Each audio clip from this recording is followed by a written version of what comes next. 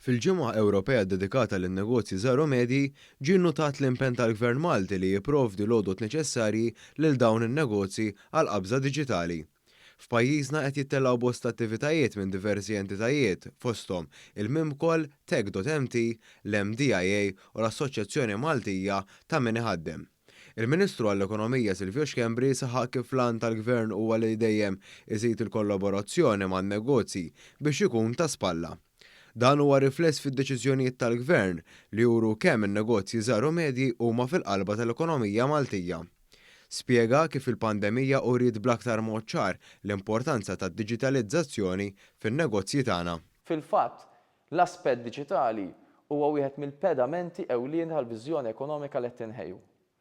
Iż-żmien ta' pandemija wera aktar minn qatt qabel kemm importanti li n-negozji sfruttaw aktar l-aspett diġitali.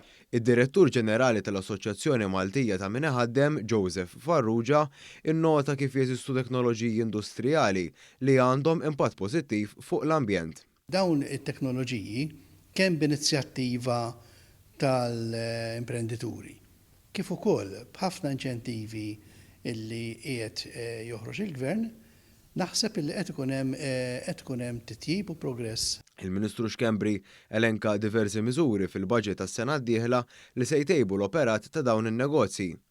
Fosthom li modernizzar taż-żoni industrijali b'investiment ta' 470 miljun euro li se jżid aktar spazji fil-Marsa, Ħalfar, Bulebel, Kordin u San Ġwan mingħajr ma titieħed l-ebda art li mhix fiż-żona tal-iżvilupp.